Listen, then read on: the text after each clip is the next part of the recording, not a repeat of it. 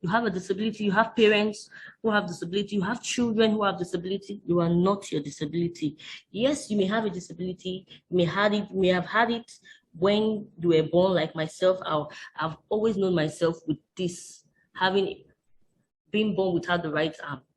But that does not mean that I will position myself in that area that this is who I am. This is not who I am, but this is what has happened to me.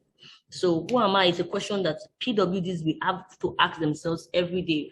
Waking up every day, looking at the mirror, you ask yourself, who am I? Sometimes who am I is a question that sometimes you may not even give yourself a good answer. But keep asking yourself. If you keep asking yourself, you become better every day.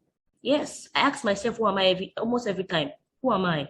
And by the time I discover that, oh, today I don't feel good, I feel like what the society tells me, and I start repositioning myself to who I want to be. And that is where the third one is. You are not what you want. You are who you want to be, rather, not what the society describes. So in conclusion of this, the other phrase talks about the bold will always rule over the timid. People with disability have challenges with timidity, and that's the truth. A lot of us, let me use the word us, I've gone through my own stage, I'm still going through, and it's a regular stage you go through, have challenges with being timid. But the truth is that if you want to become who you want to be, you have to be able to rule, because only the courageous that rule in this fair. That is it, and that's why you need to be asking yourself, who am I, every day.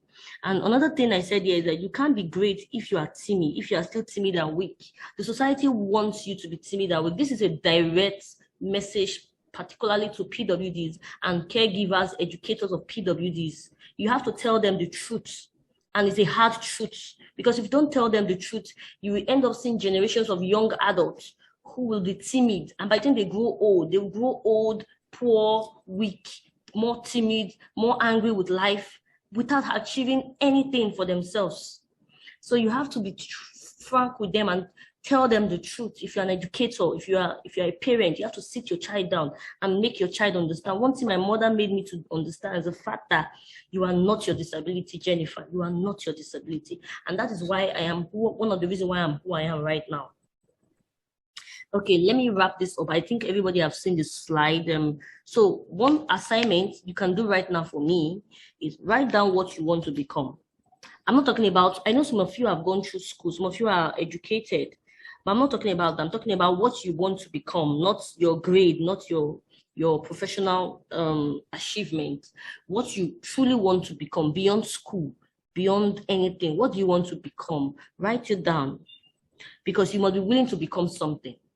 If you're not seeing yourself becoming something, you can never become something. We are trying to prevent a normal status quo. And what is the normal status quo? The normal status quo is that PWDs, who most of the time they are probably young adults, they grow old, they end up growing old to become not achieving anything for themselves. And it's a cycle all around Africa, unlike the Western world, and we blame every other person except ourselves. It's a good thing to know that, yeah, it's normal to understand that, yeah, there's so many factors that are against us. But what are the factors that are for us?